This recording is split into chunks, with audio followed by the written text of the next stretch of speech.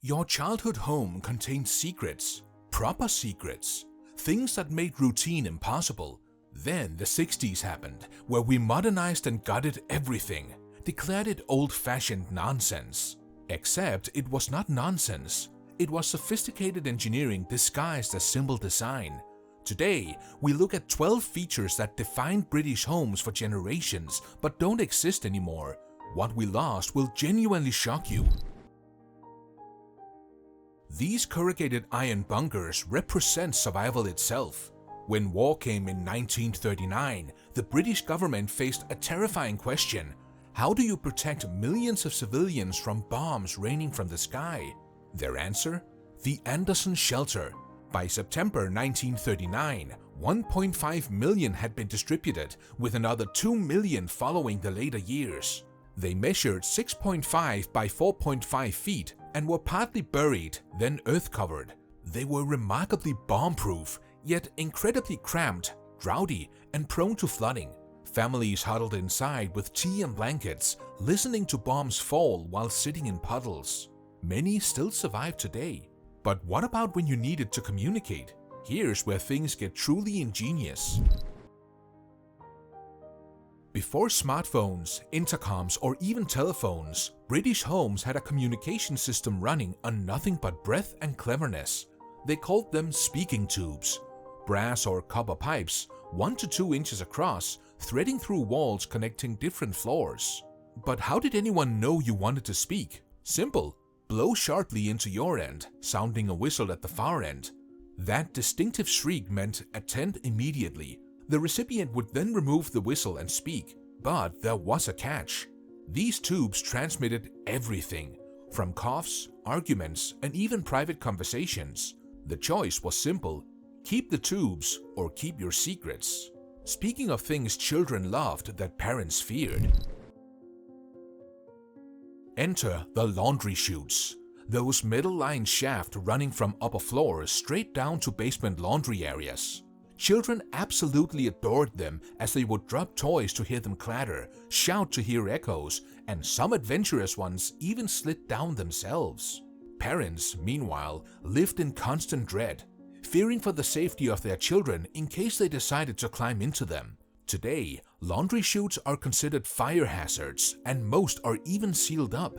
But anyone who grew up with them remembers that satisfying thump of bundled socks disappearing into darkness.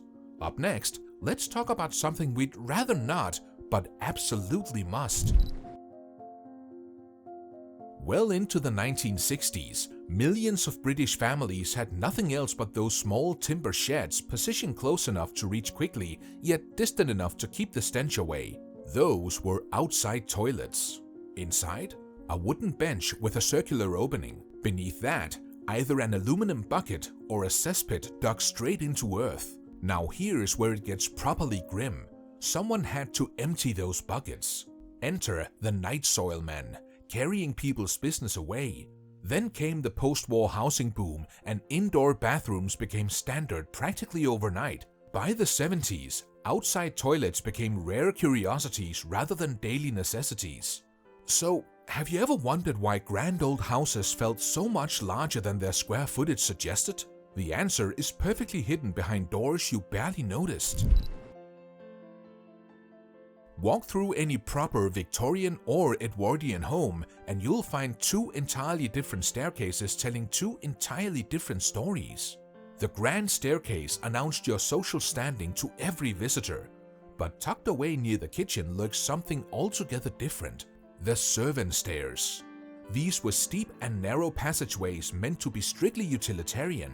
They allowed house staff moving between floors without being seen by family or guests. Invisibility was the entire point. Yet, these stairs could be veritable death traps, as they lacked uniformity in design, while many had no handrails whatsoever. This was among the best definitions of the social divide, literally built into the walls. Now, on to something that might sound utterly mad until you think about it properly. In old British homes, a tiny mechanical lift hidden inside walls never carried a soul, yet revolutionized domestic life. They called it a dumbwaiter. Imagine hosting dinner in 1890. Your kitchen sits 2 floors below the dining room, which was a standard arrangement in any respectable house. The cooks finished your roast and it needs to reach the table while steaming. Without this device, some poor housemaid climbs 42 steps carrying scalding platters, navigating narrow servant stairs before arriving breathless, hoping nothing spilled. The dumbwaiter changed everything. Servants below loaded dishes, pulled ropes through pulleys, and then staff above retrieved everything moments later.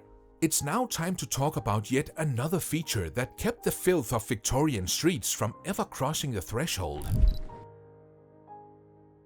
Imagine you have just returned from the village in 1905. Your button boots are absolutely caked in mud and perhaps horse droppings, and you are about to step into a home with carpets that cost a year's wages. Enter the boot room.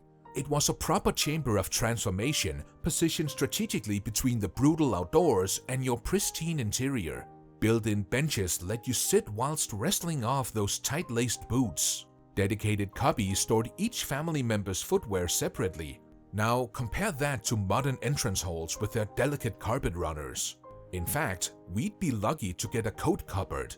If you're liking these home features so far, make sure to subscribe to our channel for more promising videos.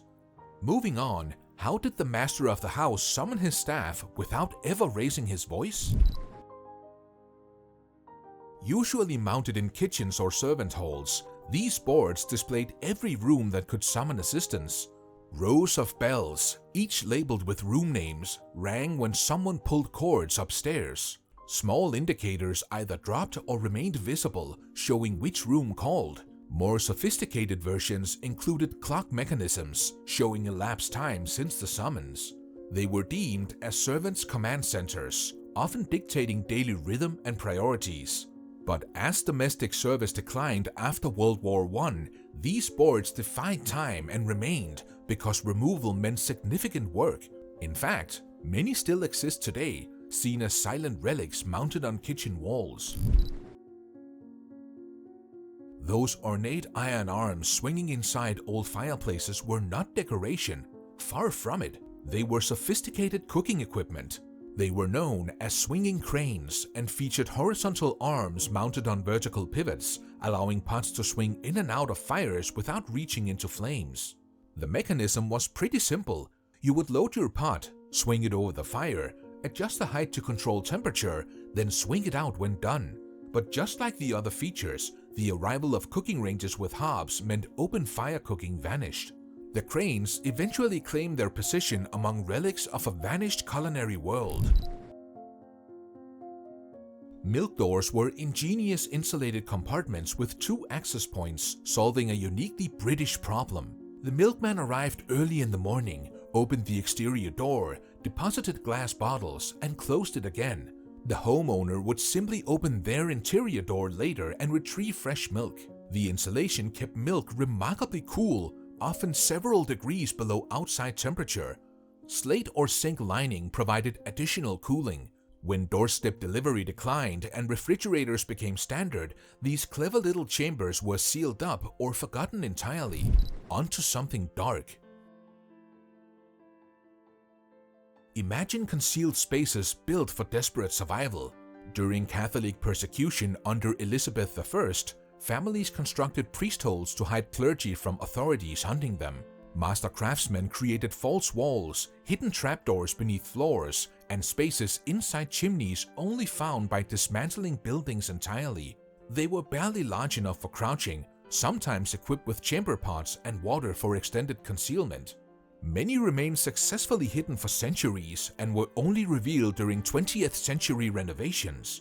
These were not clever conveniences like other features we have discussed. They were simply survival equipment during brutal religious persecution. Which feature do you remember from your childhood home? Let us know in the comments below.